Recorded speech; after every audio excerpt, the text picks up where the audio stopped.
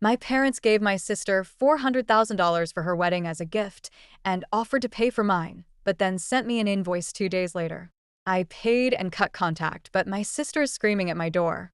I never had the best relationship with my parents, but it wasn't terrible either. They were always more partial toward my sister, Sarah, but I learned to live with it. Sarah, now 32, was always the golden child, and I, at 28, was used to being in her shadow.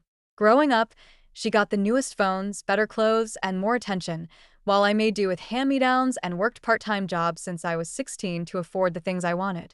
I didn't complain much. I understood that my parents weren't obligated to provide anything beyond the basics. Plus, I took pride in being independent. The real shock came when Sarah got married 3 years ago. My parents gave her and her husband a whopping $400,000 as a wedding gift, which they used to buy a beautiful house in an upscale neighborhood. At the time, I was genuinely happy for her, even if it stung a little. I had my own life going on.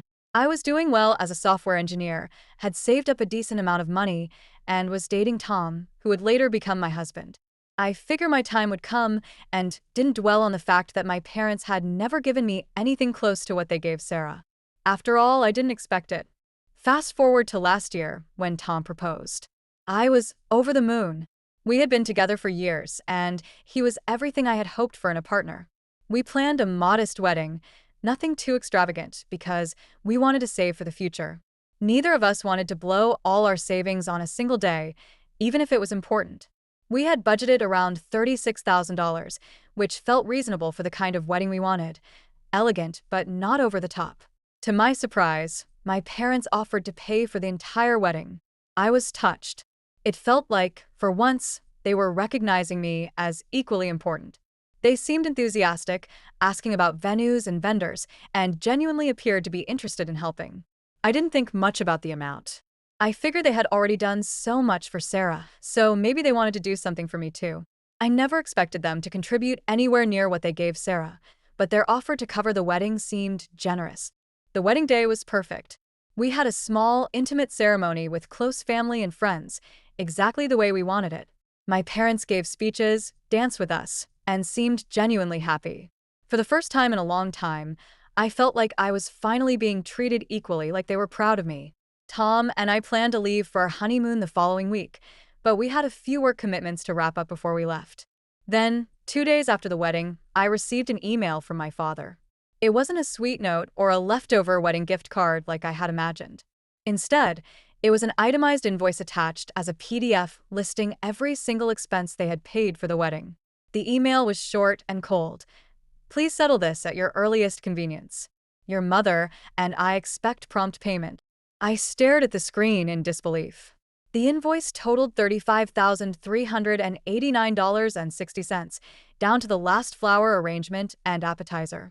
I felt like someone had punched me in the stomach. Tom found me sitting there frozen, and when I showed him the email, he was livid. It wasn't about the money. We could afford it if we needed to, but that wasn't the point. My parents had offered to pay for the wedding. I hadn't asked them to cover a single thing. They had come to me, offered it as a gift, and even seemed excited to be part of the planning process. The more I thought about it, the angrier I got. This wasn't just about the money. It was about years of being treated as less than Sarah. When she got married, they gave her $400,000 as a gift, no strings attached. They never asked her to pay back a single cent. And now they were essentially billing me for my wedding, treating it like a loan. It felt like all the emotional baggage from years of favoritism had finally culminated in this one cruel act. The next morning, after a long, sleepless night of going over everything with Tom, I made a decision. I wrote my parents a check for the full amount, but I also sent them a letter.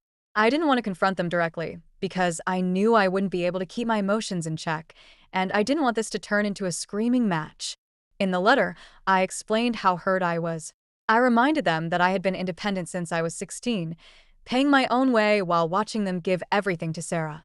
I wrote that when they offered to pay for the wedding, I had mistakenly believed they were finally treating me with the same love and care they had always given my sister. Instead, they had blindsided me. I didn't hold back. I told them that all this time, I had let a lot of stuff slide and never said a single word about how differently they treated Sarah and me. But what I couldn't accept was this cruel bait and switch. They had made me believe they were giving me a gift, only to turn around and demand repayment as though I were some stranger, not their daughter. I also wrote that this would be the last financial interaction we would ever have.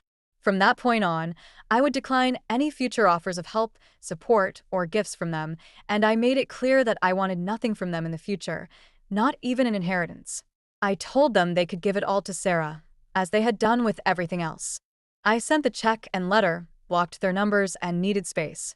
Tom supported my decision, and I felt a sense of relief after mailing everything.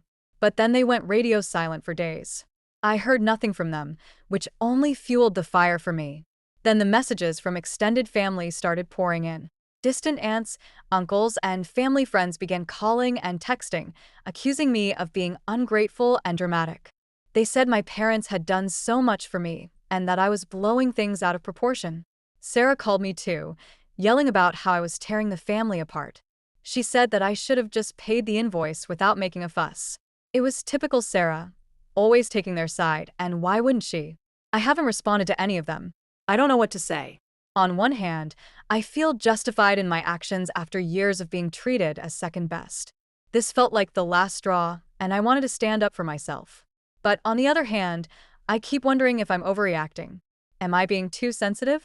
Was it unreasonable of me to expect that they would treat my wedding as a gift like they did with Sarah? Should I have just sucked it up, paid the invoice, and moved on? Tom's family has been incredibly supportive through all of this. His parents were horrified when they heard what my parents had done, and they've been checking in on us every day. But the constant messages from my side of the family are starting to wear me down. I'm questioning whether I made the right decision. Did I handle this the wrong way? Should I have tried to talk to my parents before cutting them off?